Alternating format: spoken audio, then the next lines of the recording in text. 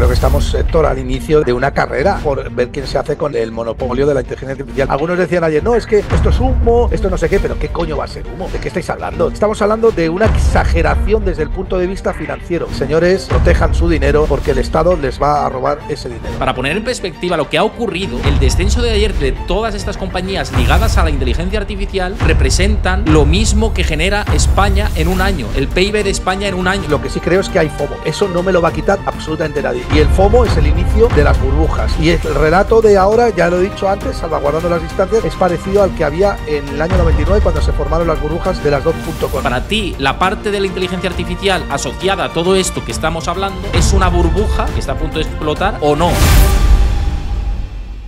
Bueno, muy buenas a todos. Aquí siempre un placer recibir a mi querido amigo Gustavo Martínez, y más en jornadas como la que estamos teniendo, ¿no? Con el día de ayer realmente tremendo, ¿no? Terrible Estados Unidos, con la inteligencia artificial restando mucho, Nvidia cayendo un 17% prácticamente al cierre. Esto no es ninguna tontería, es la empresa de mayor capitalización bursátil del mercado, que se dejó 550.000 millones de dólares en una sola sesión. Y esto abre las puertas a pensar, ¿qué tenemos ahora por delante? ¿Se está pinchando realmente una burbuja? ¿Es una anécdota? ¿Son oportunidades de inversión? ¿Cómo está la economía y los mercados? Porque ahora viene la FED también. En fin, muchas cosas que comentar, y como siempre, como decía, un placer recibir aquí a Gustavo Martínez para hablar de todo esto y todo lo que vaya surgiendo. Así que, Gustavo, bienvenido como siempre aquí a mi canal. Hombre, Héctor, pues, ¿qué te voy a contar? Pues muy agradecido de estar aquí, ¿no? Que es como estar en mi casa. Pues un placer, y lo digo para esto, también para los que nos veáis desde YouTube, si os gusta este contenido, las charlas que tengo con Gustavo, los análisis que hago yo particularmente, todo el tipo de contenido que hago, dejad vuestro like, no cuesta nada hacerlo, simplemente le dais al botón de like, le dais ahí, dejáis vuestro comentario de qué os parece y suscribíos al canal si no lo conocíais, o si lo conocíais pero no estáis suscritos, y así le dais a la campanita y tenéis el recordatorio cada vez que subo vídeos a YouTube. Esto lo digo para los que lo veis en diferido. Bueno, dicho esto, toca repasar un poco, recapitular qué hemos tenido, porque en Estados Unidos vimos en Wall Street la mayor ola de ventas desde el mes de agosto, en aquella vez que tuvimos ese debate improvisado con Javi del Valle y con Diego Puertas, tú y yo, y que, bueno, el carry trade ocasionó este descomunal descenso, ¿no? Pero ayer, una vez más, vimos este proceso. ¿Te suena que fue parecido a lo que vimos en agosto y esto se va a revertir? ¿O estamos hablando de una película totalmente diferente, en tu opinión? Fíjate que es curioso, ¿no? Que también se ha establecido el paralelismo, ¿no? De que esta vez también el Banco de Japón, el BOK, por sus siglas, subió los tipos de interés, ¿no? Y algunos incluso pensaron que la caída de ayer, sobre todo al inicio, hasta que los titulares, por supuesto, se hicieron en el mercado, yo de hecho avisé de que era por Nvidia, pero algunos pensaban que era por el carry trade de la subida de tipos del Banco de Japón, ¿no? Que no es otra cosa que vender la divisa que tiene los tipos de interés más bajos y comprar la que tiene los tipos de interés más altos, porque inviertes en aquellos lugares donde más rentabilidad tiene, ¿no? Como en el Japón. Pero yo avisé y puse un tuit, Héctor, en el día de ayer, ¿no? En el día antes de ayer, cuando abrieron los futuros del Nasdaq, que ya abrían con una caída de un 2 y pico por ciento, y yo avisé y dije que estaba cayendo porque había una tentativa en el mercado de miedo con respecto a lo que podía subyacer de toda la información que estaba llegando sobre DeepSeek, ¿no? Y bueno, a mí lo que me pareció bastante curioso fue todo lo que el revuelo que se montó alrededor. Y si tú me dices que esto puede ser, si es diferente, es que es completamente distinto, no tiene nada que ver, ¿no? Aquí el mercado no ha caído de una manera irracional. El mercado ha caído porque efectivamente se está comprobando que hay una tecnología en China que puede superar a la tecnología americana, y eso puede quebrantar una barrera de entrada, ¿no? Y por eso el mercado ha penalizado con la mayor caída de la historia en un solo activo, con más de 500.000 millones de dólares, a Nvidia, ¿no? Al margen de que la tesis de inversión pueda no haber cambiado para muchos, como muchos dijeron ayer, que la tesis de inversión era una oportunidad clara de compra de estas caídas porque no había cambiado en absoluto, pero eso es otro tema. Aquí se está discutiendo si la caída de ayer fue un hecho fortuito o un hecho aislado o responde a algo que es racional, ¿no? Y yo creo que el mercado, aunque lo haya podido exagerar o no, eso el tiempo lo dirá, creo que el mercado está siendo correcto o consecuente con las caídas y las ventas de ayer, ¿no? ¿Para ti viene más ruido con la inteligencia artificial en este 2025, pese a que ahora haya recuperación o podamos tener un cierto rebote después de la sobrereacción que tuvimos en la pasada jornada? Para ti, pese a todo eso, los ruidos ya de, oye, hay más eficiencia aquí, cuidado que Nvidia iba a vender tantas GPUs y a lo mejor tiene que vender menos de lo que estaba previsto, y este tipo de narrativas pueden seguir apareciendo este año? Pero sin duda, o sea, yo creo que estamos, Héctor, al inicio de una carrera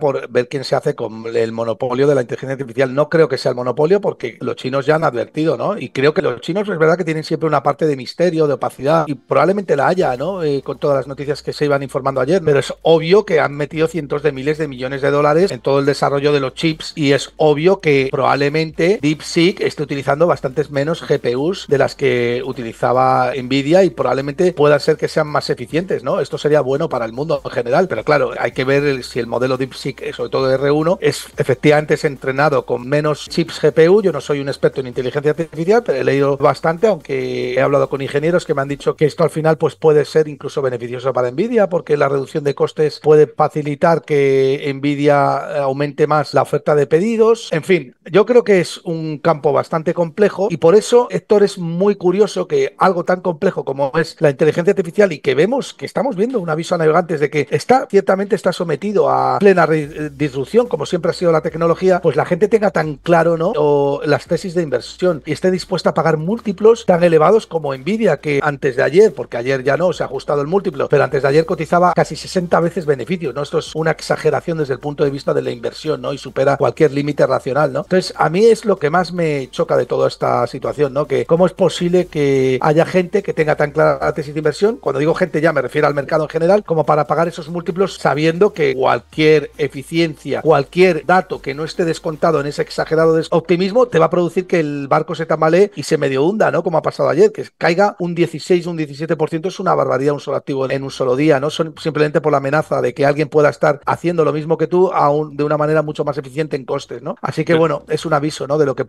que está por venir, yo creo que y desarrollarse durante todo el año. Es que lo que deja claro, que estoy completamente de acuerdo contigo, es que Nvidia estaba cotizando sin ningún riesgo en el camino. Es decir, estaba todo con el camino despejado, pista libre para despegar, no va a haber piedras en el camino y de repente te aparece una chinita que, oye, que es peligrosa y que te puede entorpecer, ¿no? Y cae un 17%. Si una amenaza como esta te hace caer un 17%, si viene una amenaza real mucho más grande, ¿cuánto cae Nvidia en intradía? Es que esa es mi pregunta, claro, ¿no? Claro. Es que la cuestión es que eso pasa porque tú estás comprando, Héctor, estás comprando una compañía a 60 veces free cash flow, bueno, o 60 veces beneficios contables, ¿no? Y esto estamos hablando de, bueno, el 60 veces beneficios, teniendo en cuenta que el PER es el precio que pagas esos beneficios, pues estamos hablando de una rentabilidad anualizada del 2, entre el 2 y el 2,5%, ¿no? Si no hago mal la cuenta, bueno, yo creo que incluso menos del 2%, ¿no? Lo voy a hacer en directo para no pillarme los dedos, pero estamos hablando de una rentabilidad anualizada de 2 partido por 56 que está cotizando Nvidia, bueno, pues más o menos un 2 entre 60, sí, un 3%, ¿no? De rentabilidad nominal, ¿no? Entonces, claro, si a esto le descuentas la inflación, pues prácticamente estás teniendo en cuenta que la tasa libre de riesgo cotiza al 4,5%, medida por el bono americano de 10 años, estás diciendo a la Nvidia, no te preocupes, yo te financio y además te pago por financiarte porque estoy 100% convencido de que los retornos van a ser muchísimo mayores y van a crecer incluso por encima de lo que el mercado espera, porque si tomamos el PER forward de Nvidia, todavía te está dando retornos explícitos que están por debajo de la tasa libre de riesgo, ¿no? Entonces, cuando tú tienes un modelo de inversión en el cual absolutamente todas las buenas noticias y todo lo esperado está descontado ya en esos precios que estás pagando, cualquier, como más bien has dicho, cualquier noticia que vaya en contra de lo que se espera supone correcciones muy importantes en precio, ¿no? Y por eso la corrección tan brusca de ayer, es que no estamos hablando de una caída de un 5 o un 6, estamos hablando de una caída de 500.000 millones de dólares en un solo día. Eso es una auténtica salvajada y tan salvajada como que nunca se había dado en el mercado. Así que yo cuando hablo de Nvidia, yo no digo que Nvidia no sea una empresón, lo es, pero cuando tienes una empresa que con unos márgenes elevados tan altos durante tantos años, el mercado va a atacar esos márgenes, los va a atacar y lo he dicho muchas veces, es un foco de atracción de todo el mundo tiene los ojos puestos en Nvidia. ¿Por qué? Porque es súper rentable, es una cosa que una compañía nunca había sido tan rentable, solamente Bitcoin había sido tan rentable, así que cuando tienes un mercado, el 100% del mercado, tratando de atacar tus márgenes, más tarde o más temprano esos márgenes van a ser atacados. Lo que yo digo es que gran parte del mercado no está poniendo el riesgo en el precio, en la cotización no está poniendo en valor ese riesgo, y cuando no pones en valor ese riesgo, pasa lo que pasa, que te comes las caídas gordas y ahí es donde sí que puedes perder dinero, porque a lo mejor Nvidia recupera esto en un día o tarda 15 años en recuperarlo o nunca más lo recupera, ¿eh? Es que son cosas que no se saben, ¿no? Es la incertidumbre, el precio, la volatilidad, solamente favorece a aquel que tiene muy clara la tesis de inversión, pero ojo con tener muy clara la tesis de inversión en algo tan disruptivo como es la tecnología, ¿no? Ahora vamos a esto porque una imagen vale más que 1000 palabras. Déjame que cambio por aquí para compartir pantalla y que la gente pueda ver en perspectiva todo lo que ha pasado y lo que tenemos ahora por delante y este debate que abre Gustavo. Dame un segundito.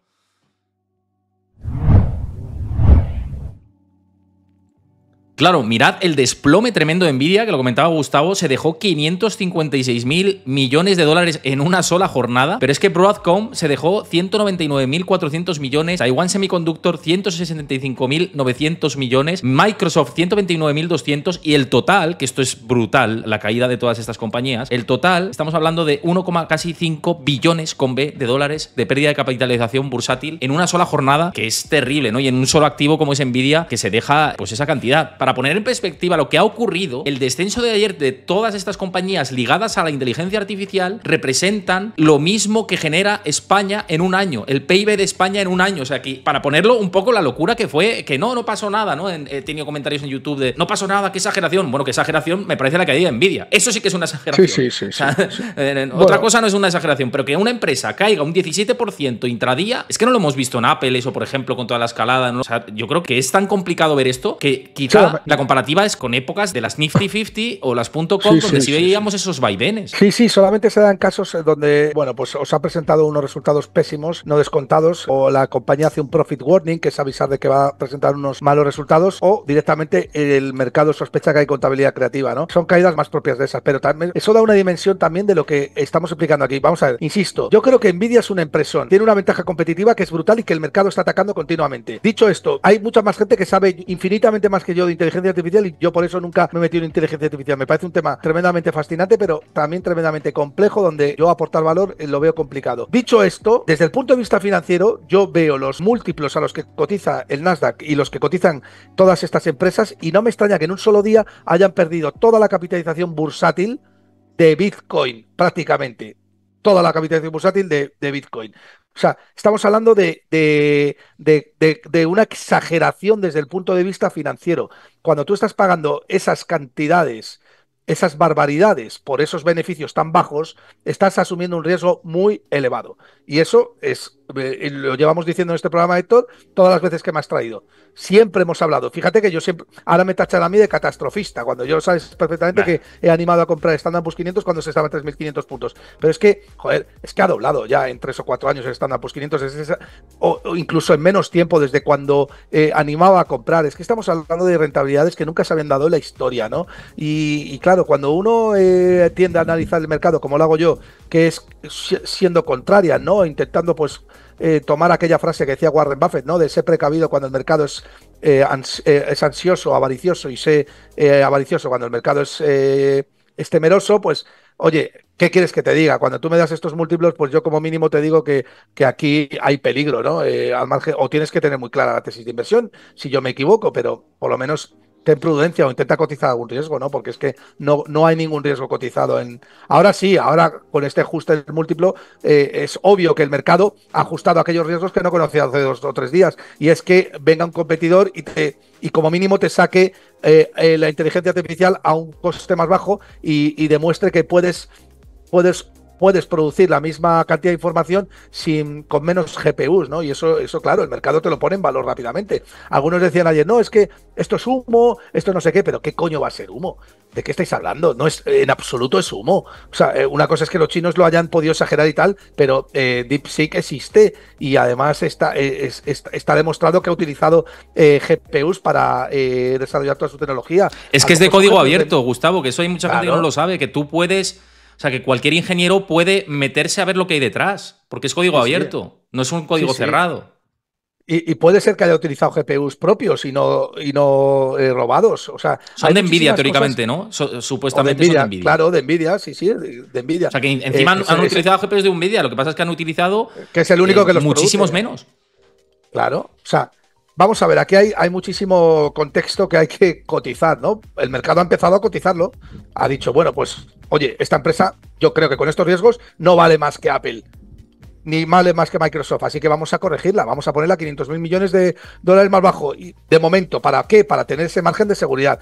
Ahora, el tiempo dirá si estamos equivocados o no, pero por lo menos hay que darle margen de seguridad. No te voy a pagar lo que te estaba pagando antes. Antes te estaba pagando 56 veces beneficios, ahora te voy a pagar 45 veces beneficios, porque sigue siendo una empresa, pero está sometida a riesgos que antes no habíamos visto. Y esos riesgos existen, están ahí.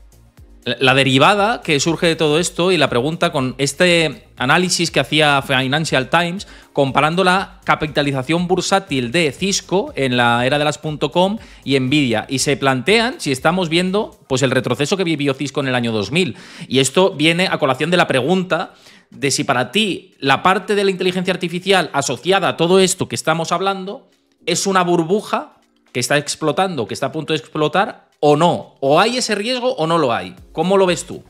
Bueno, yo creo que, mira, yo no me caso con ninguna opinión.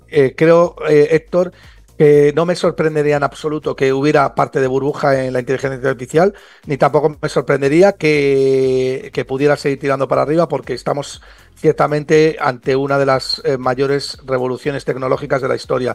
Pero no descarto ningún escenario. Es que eso es lo que tiene que hacer un buen inversor. Pero claro, no descartar ningún escenario significa que estás dispuesto a pagar un múltiplo más elevado por algo que es tremendamente revolucionario, pero también estás dispuesto a pagar un múltiplo que no sea tan elevado como para obviar todos los riesgos que hay. Es decir, estás en un término intermedio a como estaba el mercado. Yo estoy más cerca de un PER 30 que de un PER 45 como pueda estar cotizando ahora, y ya no te cuento ni un PER 56. Dicho esto, ¿hay una burbuja? Pues no lo sé. Lo que sí creo es que hay FOMO.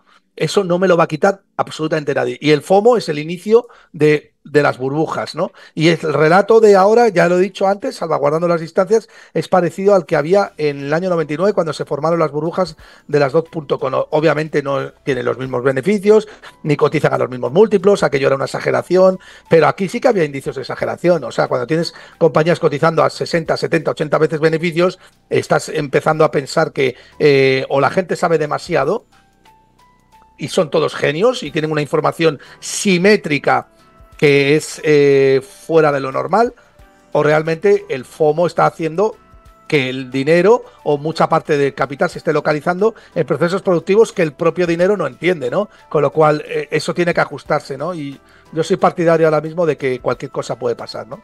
Es que fíjate, con esto me sirve para enseñarte este gráfico, que creo que hemos hablado muchas veces, y esto es el porcentaje de activos financieros de los hogares en Estados Unidos. Y lo que estamos viendo es que el porcentaje de renta variable de bolsa que tienen ahora mismo los estadounidenses es el 54%, que es el nivel más alto de la historia. Ni en la burbuja de las .com estábamos en ese nivel. Y esto hay mucha gente que dice, bueno, es que hay más educación financiera porque ahora hay más inversión pasiva, porque tal. No, lo que hay, o sea, en parte sí, quiero decir, en parte te compro ese argumento, pero hay otra parte que es, hay un fear of missing out claro de tienes que estar en la bolsa, Paquito el del barrio se está forrando con Nvidia y tú estás ahí sentado perdiendo pasta, ¿no? O sintiéndote un imbécil, con perdón. Entonces yo creo que hay parte de este sentimiento también, ¿no? No sé si a ti te parece eso también, en ese sentido. Sí, o sea, lo que está clarísimo es que, claro, tú puedes encontrar a posteriori puedes encontrar explicaciones para todo, pero a mí una explicación, esto que me parece tremendamente racional, es que el porcentaje de gente que está invertida en renta variable correlaciona directamente con el porcentaje de liquidez que existe en el mercado. ¿Y en qué pata estamos? Pues en la pata en la que la liquidez en el mercado está en máximos históricos, es decir, la M2 pues está prácticamente, no ha sido drenada por el mercado, los bancos comerciales siguen creando depósitos alegremente porque estamos claramente en un periodo de expansión, y seguimos en Estados Unidos con ciertas amenazas de repuntes de inflación. No es el caso de Europa, pero lo que sí que veo aquí es que hay una correlación directa entre la gente que está invertida en renta variable y el nivel de liquidez que hay, sobre todo en un periodo donde la liquidez se deteriora como consecuencia de la inflación, y por tanto tienes que buscar refugio, y eso hace que la gente aumente sus posiciones en activos que protegen contra la inflación, ya sean oro, ya sea Bitcoin, ya sea bolsa, ya sea real estate, todo en máximos, ¿no? Sí, desde luego. Oye, hablando de otros activos, porque mucha gente me lo preguntaba y como nosotros somos muy defensores del oro, vimos ayer corregirlo, ¿no? Y yo hablaba y decía que era más expectativas sobre tipos y con la reunión de la FED en el horizonte, más que el tema de la inteligencia artificial. Yo no veía una correlación directa con lo que había pasado en la bolsa. No sé cómo viste tú esa situación del oro, que por cierto, en euros sigue en máximos y en dólares está muy cerca. O sea, que nada de, pues ¡ay, qué preocupante el oro! Yo decía, pues preocupante cero. Para mí, yo estoy tranquilísimo. Pero tú, que también eres seguidor de esa tesis y defensor, ¿Cómo ves los últimos Pues mira, movimientos? bueno, yo estoy viendo que el oro está cotizando a $2.775 la onza ahora. Claro. Es decir, está cotizando casi un 70% por encima de cómo cotizaba hace 2 años. Y la gente me pregunta que por qué ha caído un 1%. ¿Y por qué no me preguntáis por qué ha subido un 70% en 2 años? O sea, tienes la verdadera cosa asombrosa es por qué el oro ha subido un 70% en los 2 últimos años. No porque ha corregido un 1% en un día. El oro ha corregido un 1 y pico por ciento en un día probablemente por varias razones ayer. Primero, hubo vencimientos de futuros el viernes, con lo cual muchas posiciones no se renuevan por lo que sea, porque viene la Fed, porque hay noticias, porque la gente no toma esa posición y eso hace que haya una corrección. Segundo, tenemos un cierre de posiciones clarísimo en fondos tecnológicos que buscan desesperadamente liquidez y aquellas posiciones ganadoras para renovar sus posiciones en contra de aquellos futuros que están cayendo de manera brutal y que se están saltando las garantías, como puedan ser fondos tecnológicos que tienen Nvidia y que tienen todas las tecnológicas, que hay muchísima exposición de eso. Con lo cual, para recurrir a nuevas garantías, vendes tus posiciones ganadoras como el oro, vendes la liquidez, ¿no? Si no tienes liquidez en forma de moneda fría, pero la tienes en oro, deshaces la posición de oro. Y tercero, pues oye, alguna parte del mercado, pata del mercado, que decide cerrarse ante la decisión de tipos de interés que pueda venir por parte de la Reserva Federal, que aunque más o menos está descontada, siempre genera volatilidad y puede hacer que el oro se caiga un 5%, un 4% en el corto plazo, y muchos que toman posiciones a corto plazo pues deciden cerrar. En general, la estructura importante del oro es la que defiende que está subiendo porque Estados Unidos es incapaz de financiar su déficit con otra cosa que no sea inflación. Mientras que esa tesis no cambie, lo demás son ruido y cosas que en última instancia no valen para nada, ¿no? Fíjate, reunión de la Fed, ¿no? Ya no solo esta reunión, no me interesa tanto porque esto está cocinadísimo, ¿no? Pero el mercado está descontando una única bajada de tipos de interés este año. Como vemos aquí en CME Group, las expectativas de tipos de interés. ¿Esto se lo cree alguien? Quiero decirte, ¿esto te lo crees si ves repuntar la inflación al 5% o al 4 y pico? Puede ser, ¿eh? Que tengamos una bajada solo en ese sentido, pero ¿nos creemos que no va a haber recortes de tipos si el mercado laboral se deteriora? ¿No va a dar tiempo a que las medidas de Trump se vean reflejadas de una manera intensiva en el mercado laboral? ¿O me da esa sensación? Además, hemos visto los últimos PMIs que no son para alertarse, pero sí que para poner el foco. El PMI de servicios fue 3 puntos menos de lo que se esperaba. Es una cosa que, o sea, está en terreno expansivo, pero rozando el larguero. No es algo que tenemos que obviar así de la nada. No sé a ti qué te parece este contexto en el que el mercado, otra vez, las narrativas, el año pasado eran 7 bajadas de tipos y ahora no va a haber bajadas. No sé si pues nos estamos pasando un poco de frenada. Pues oye, me parece que la gente no aprende, ¿no? ¿Qué más te da lo que diga la Reserva Federal? Si es que no tienen ni idea. Lo que importa aquí es lo que diga la letra del Tesoro a 3 meses, que es la que marca el rumbo de lo que va a decir la Reserva Federal. La letra del Tesoro a 3 meses, señores, es como presta dinero el mercado a los Estados Unidos con vencimiento a 3 meses. Es decir, aquella que no tiene en cuenta prácticamente la inflación, sino simplemente el riesgo de contrapartida porque se den datos malos macroeconómicos. Y mientras esa letra está en el 4,30, como está ahora, 4,31, significa que la Reserva Federal no tiene margen para rebajar los tipos, porque no va a enfrentarse al mercado, porque el mercado ya tiene la suficiente aversión al riesgo y ya te está haciendo el research de los datos macroeconómicos que descuenta que van a venir, que son los que cientos de millones de personas inteligentes y aversas al riesgo te están diciendo, como para que 12 o 13 tíos que están ahí en el FOM, que es el Fondo de Operaciones de Comité Abierto de la Reserva Federal, pues tomen una decisión distinta, ¿no? No tiene ningún sentido. Así que probablemente la Reserva Federal baje tipos en función de lo que diga esa nota o lo que diga la letra del Tesoro a 3 meses, con el agravante de que Donald Trump está amenazando y avisando de que quiere tipos de interés bajísimos. Como buen socialdemócrata que es, lo que quiere es financiar todo el imperio de Alicia en el País de las Maravillas con inflación, ¿no? Así que, bueno, yo creo que el que sepa bien hacer una lectura del mercado, leer bien correctamente el mercado, pues yo creo que es clarísimo, ¿no? La tesis de inversión ahora mismo, ¿no? La tesis de inversión que yo he defendido mucho en estos últimos días para ti pasa por tener más exposición a, si quieres índice, quiero decirte, más exposición a equiponderado que a índice ponderado, por lo que hablábamos antes? Pues sin duda, Héctor, tú completamente. O sea, yo estoy completamente convencido de que las 4 compañías que están tirando del Standard & Poor's 500, las que supusieron las que explican el 40 o 50 o 60% de subida de ese 20%, más de 20% de subida el año pasado, Standard & Poor's 500, están sobrevaloradas. Estoy 100% seguro de que están sobrevaloradas.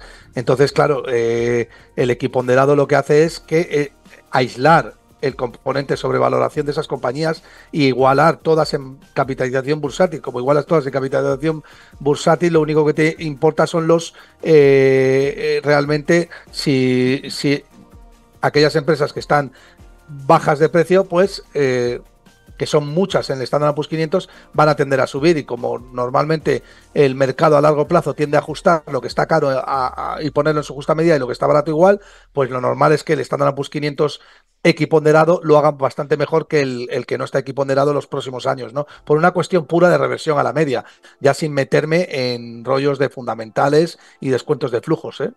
Oye, te quería preguntar, porque con todas estas políticas que va a aplicar Donald Trump, en especial en la emergencia energética, ¿no? Que es una de las medidas principales que ha dicho, declarar la emergencia energética y drill, baby drill, ¿no? Es decir, extraer todo el petróleo que se pueda, las reservas de Alaska, todo el fracking disponible en Estados Unidos. ¿Esto abre la ventana de que compañías extractoras de petróleo se puedan beneficiar y algunas que estén a descuento pues tener rentabilidades? ¿O no hay una ventana para ti? Hay mucho riesgo, hay muchas que están muy apalancadas, por ejemplo. No sé si ves alguna que digas, oye, pues esto puede tirar. Sí, bueno, empresas en concreto, vamos a ver, hay que tener en cuenta que la producción de petróleo en Estados Unidos, bueno, primero que realmente quiere abrir el fracking, ¿no? Y lo que quiera es inundar el mercado de petróleo de Estados Unidos, ¿no? Primero hay que saber que eso no es tan sencillo como apretar un botón. La producción de petróleo lleva mucho tiempo y el refinado lleva mucho tiempo, y eso son cuestión de años. Y segundo, hasta qué punto a Estados Unidos le interesa inundar el mercado de petróleo si lo que quiere también, por otro lado, es generar inflación, ¿no? O sea, realmente inundar el mercado de petróleo no es otra cosa que aumentar la oferta de petróleo y tirar los precios del petróleo, y eso consecuentemente podría tirar los precios de algunas materias primas y arrastrar el mercado más abajo, o sea, entrar más en un terreno de desinflación, deflación, ¿no? Bueno, yo creo que esto viene más por el lado de la oferta monetaria que por el lado de la producción, pero indudablemente un precio de petróleo más bajo, pues no creo realmente que Estados Unidos esté buscando eso. Además, que sería entrar en guerra con muchos países de la OPEP, ¿no? Que tienen necesidades claras de mantener un barril del petróleo por encima de 70, 75, porque por debajo incurren en déficit clarísimos, ¿no? Entonces, bueno, yo creo que es un tema muy complejo y, como siempre digo, pues lo que digan los gobiernos hay que cogerlo con pinzas y no creérselo demasiado, ¿no? Sí, ¿no? Vamos, ya sabes cuáles son los caminos que siempre tienen los gobiernos, ¿no? Me parece que es así. Mira, estaba viendo una noticia hablando un poco con el tema de Nvidia, que no sé si lo has visto, porque Tom Lee, que es el estratega jefe de Fundstrat, y que es uno de los más positivos y alcistas sobre el mercado, he visto que ha hecho declaraciones en el closing bell de la CNBC ayer al cierre, y comentaba que el sell-off de Nvidia le parece lo peor que se vio desde la pandemia, la peor sobrereacción que se ha visto sobre la pandemia, y que lo de DeepSeek no tiene ningún sentido. ¿Crees que tiene...? Bueno, recordemos que Tom Lee ha sido súper alcista con Bitcoin, es de los más alcistas ahora mismo dentro del mercado, y que, bueno, pues su visión positiva también hay que decirla, ¿no? Pero ¿a ti te parece similar a lo del COVID esto? ¿Te parece acertado su punto de vista en este sentido de oye, se sobrereaccionó como tipo en el COVID? ¿Tú crees que es comparable? Yo creo que siempre que hay este tipo de movimientos suele haber una sobrereacción, tanto al alza como a la baja. Es decir, el mercado siempre tiende a exagerar muchísimo los movimientos en el corto plazo. Eso es consecuencia de la volatilidad, ¿no? Y como he dicho antes, hay muchísimo dinero que está en Nvidia que no debería de estar ahí porque no tiene un respaldo fundamental detrás, ¿no? Entonces, eso hace que se cierren más posiciones de las que a priori deberían de cerrarse. El efecto miedo y el efecto arrastre, ¿no? Yo creo que sí que ha habido una sobrereacción en Nvidia, pero claro, lo que está claro es que hay otra parte del mercado que lo que ha hecho es poner en riesgo aquello que no estaba contemplado en el precio anteriormente, ¿no? Y esa es la pata que no debemos de obviar. Me parece que es un titular sin sentido, ¿no? Si hay una sobrereacción o no, no es lo importante. Lo importante es si Nvidia está sometida a un riesgo mayor del que actualmente está descontando el mercado, que ya empieza a descontar riesgos que ya no descontaba anteriormente, ¿no? Y ese sería el titular. Porque ahora yo creo que hay mucho interés en que mucha gente que ha perdido muchísimo dinero, estamos hablando de 500 y pico mil millones de dólares en un solo día, y gente que está muy cabreada, ¿no? Y ayer en Twitter yo entraba a algunos, no se podía vertir una opinión sensata ni negativa ni a favor de chinas y tal, porque se te echaban encima, no tienes ni idea. Inteligencia artificial. A mí me llegaron a decir ¿cuándo fue? Esto fue ayer lunes, pues me llegaron a decir el domingo por la noche que Nvidia no estaba cayendo por eso, que estaba cayendo por el carry trade de Japón, que no tenían idea, no sé qué, no sé cuánto. Y yo digo, mira, macho. Gus, una cosa, cuando se forman sectas de este tipo o futbolización de tal, es que huele mal la cosa. Sí, a mí no me huele bien, que es un síntoma. Ayer me bloqueó un usuario que siempre discutió con él, siempre me ha intentado defender la tesis de Nvidia. Enhorabuena, yo defiendo otra teoría, tal, y cuando se pone su prioridad moral por encima de mí, le digo, oye, gracias por tus lecciones, todos deberíamos aprender de ti, ¿sabes? Porque yo ya no sabía qué decirle ante contraargumentar, y ya te bloquean, dices, oye, aquí pasa algo, ¿no? Porque estás pensando que Nvidia es como si estuvieras defendiendo a tu club de fútbol o a tu mujer o a tu primo, y no son personas, joder, que son compañías, tío, que yo con el oro no me caso tampoco. Yo con el oro estoy casado ahora, pero me divorcio en cuanto vea que la tesis cambia. O sea, es que no tiene... Yo no lo entiendo esto. Yo te digo que a mí me ha pasado, ¿eh? Yo, por ejemplo, a mí me han atacado cuando ha caído Barricol o el oro y tal y cual, y algunas veces, pues, la soberbia, yo soy una persona orgullosa y a veces peco de soberbia, lo reconozco y pido perdón aquí porque yo en realidad soy más humilde de todo eso, pero sí que a veces reconozco que alguna vez pues me ha salido la vena mala, excitada y tal y cual, pero hay que tener muchísimo cuidado porque algún amigo gestor de fondos bueno y tal me dice, cuidado Gustavo, que no estás aislando el componente emocional. Las inversiones no se ven emocionalmente. Todo lo contrario, si alguien te está diciendo que eso tiene peligro y tal, no sé, le tienes que agradecer que te está haciendo ver riesgos que tú no estás viendo, pero no te lo puedes tomar como... a ver, Álvaro Guzmán de Lázaro lo dice mucho, ¿no? Los gestores de fondos siempre tienen que tener un punto de soberbia, y tienes un punto de soberbia porque estás defendiendo, estás siendo contrarian y estás comprando aquello que normalmente el mercado no quiere o por lo que sea, ¿no? En el caso de Nvidia es al revés, ¿no? Hay muchísimo soberbio que defiende que eso no está sobrevalorado cuando está cotizando a unos múltiplos que son exagerados, ¿no? Porque tienen su dinero en juego, si es que yo no le veo otra explicación, porque tienen su dinero metido ahí. Pero tienes tu dinero en juego, a lo mejor alguien te está haciendo ver que te estás equivocando, eso significa que el tío, lo que tienes ahí al lado tuyo es un aliado, porque a lo mejor te está haciendo no perder más del dinero del que podrías perder, ¿no? Entonces, si alguien te está diciendo eso, intenta escuchar por qué su tesis de inversión puede tener sentido. Si no tiene sentido la tesis de inversión, pues también te está haciendo un favor porque lo que te anima es a comprar más. A mí me ha pasado con el oro, joder. A mí mucha gente me ha dicho, bueno, Gustavo, es que mira, esto no va a subir indefinidamente, el oro no sé qué, y además es que puede aparecer un satélite, puede aparecer un meteorito, o a lo mejor en la Andrómeda, la galaxia Andrómeda, a 50.000 millones de kilómetros hay un planeta que está lleno de oro. Bueno, pues vale, a mí cuando me cuentan esa tesis de inversión ya me callo y lo que hago es comprar más. O sea, le doy al botón rápidamente donde esté y digo, voy a comprar más. Cojonudo, porque si la tesis de inversión del mercado es esa, entonces es que estás en el camino correcto, tío. Pero sin embargo, si hay una tesis de inversión que pone en jaque la tuya, entonces escúchale, trágate la puta soberbia, perdóname la expresión, Héctor, y escúchalo, tío, escúchalo porque esa persona puede hacer que abras los ojos con respecto a algo que no estás viendo en el mercado y que te puede hacer ganar dinero o al menos no perder tanto, ¿no? Así que, bueno, es una cuestión de behavioral finance, ¿no? Y entrenar un poco más en la inversión, ¿no? El concepto de inversión, ¿no?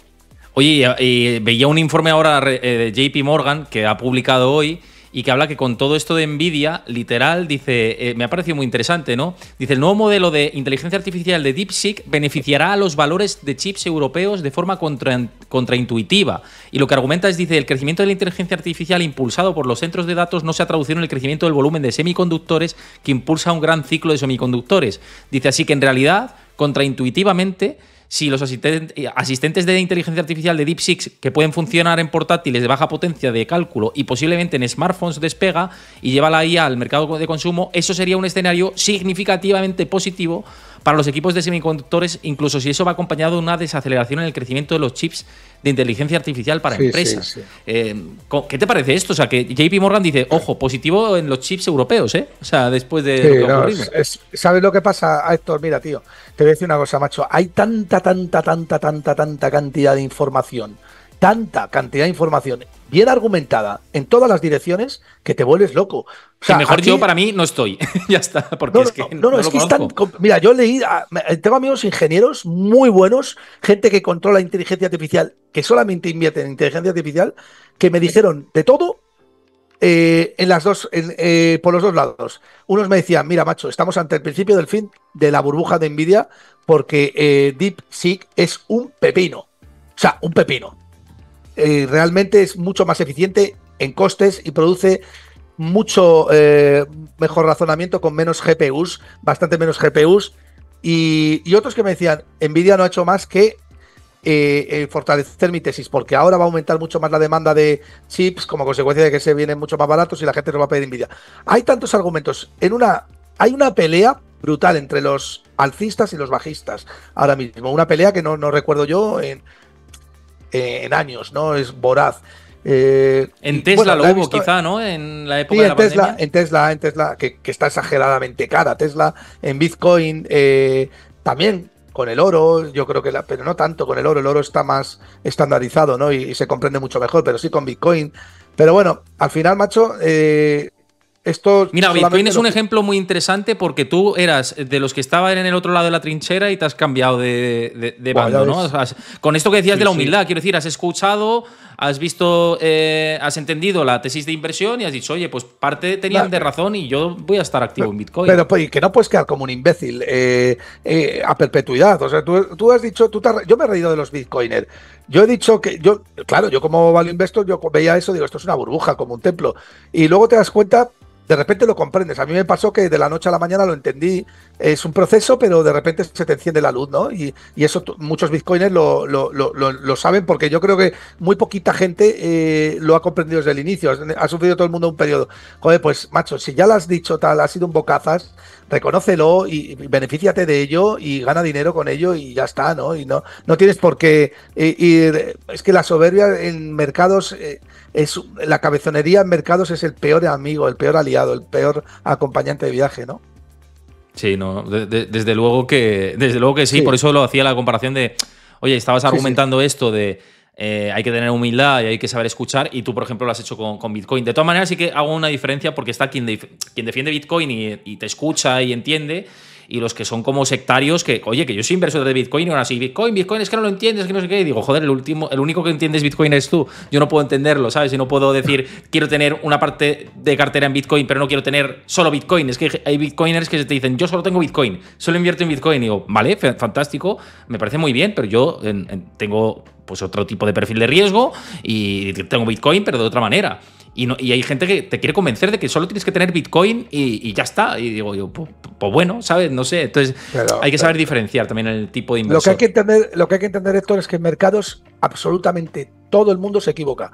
Todo el mundo. Claro. Desde nosotros hasta Warren Buffett, que se ha equivocado más de una vez y lo ha reconocido. Y con el oro Warren Buffett se ha equivocado. A largo plazo lo hemos visto, ¿no? Que no llevaba oro porque no producía absolutamente nada. Y luego resulta que es uno de los activos más rentables de los últimos 25 años, ¿no?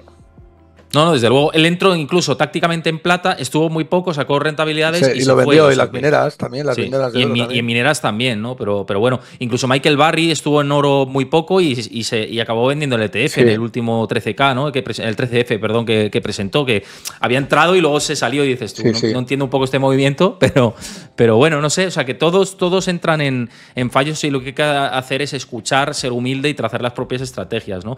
Hoy, curiosamente, o bueno, estos días, con esto de Nvidia decías, olvídense de Nvidia, ¿no? Comentabas en Twitter y hablabas de una empresa portuguesa, ¿no? Con mucho descuento, ¿no? Ahora mismo, en tu opinión. Sí, hablaba de Semapa, que es un holding portugués que pertenece a la familia Queiroz, que lo tienen las hijas, ¿no? Y que, bueno, se dedica a varias cosas, entre ellas tiene la mejor papelera dentro del holding, el 70% de la mejor papelera dentro del holding, que se llama Navigator, y que solamente Navigator cotiza en bolsa en 2.500 millones de euros, ¿no? Mientras que ese mapa vale 1.100 millones de euros, ¿no? Es una ineficiencia clara de mercado. Además, es una compañía con una buena ventaja competitiva, bastante bien gestionada, con poca deuda, que, bueno, pues que está muy, muy, muy, muy barata y no tiene ningún sentido, ¿no? Bueno, también lo decía un poco para, ya sabes que siempre tengo ese toque de provocación, ¿no? Olvídense de Nvidia y eso, ¿no? Bueno, también un poco de salseo, ya sabes que me gusta provocar, ¿no? Pero bueno, realmente el mensaje que subyace de ahí es que tiendo a, o que lo que quiero transmitir es que para qué vas a complicarte la vida comprando cosas que son tremendamente complejas de entender y cuyos riesgos son muy difíciles de cotizar, y la incertidumbre sobre lo que va a pasar, o modelos que son altamente disruptivos con bueno, empresas que son familiares, pequeñitas, que son holdings, que son papeleras, que son fácilmente de entender y que tienes unos riesgos bastante localizados y por tanto son fácilmente de estimar y de cotizar, ¿no? Ese es el mensaje un poco aparte de la provocación, ¿no?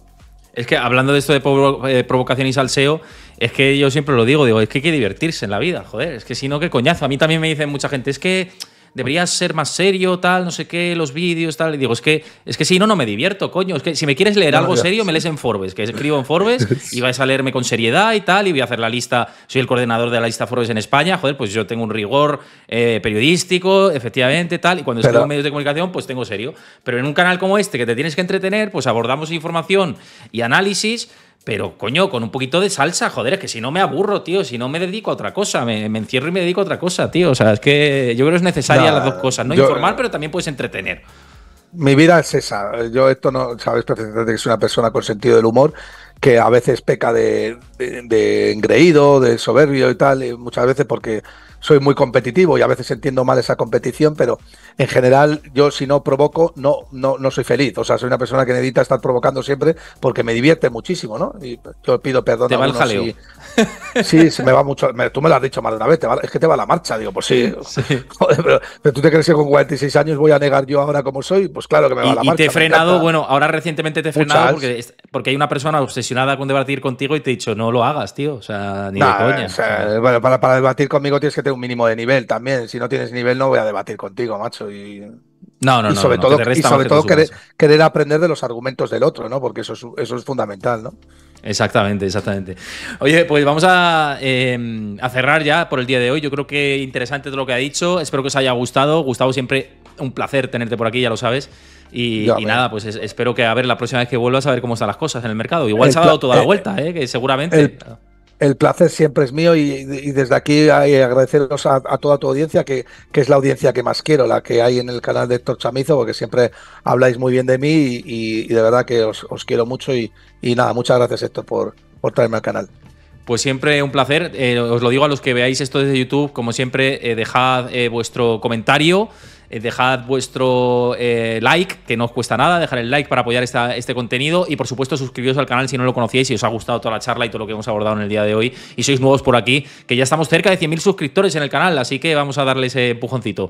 Y lo he dicho, mañana tenemos ahí un día muy intenso con la Reserva Federal, 7 de la tarde, hora española, vamos a empezar con todo, tengo información también exclusiva antes de la reunión de la FED, va a estar por aquí Diego Puertas, Juan Ramón Rayo y Daniel Baeza durante el día, así que vamos a tener ahí ponentes también interesantes para compartir toda esta información y lo que tenemos por delante. Va a ser una jornada espectacular que no os podéis perder, así que nos vemos mañana. Un abrazo a todos y nada, pues eso, que espero que tengáis muy, muy buena tarde. Un abrazo, chao, hasta mañana.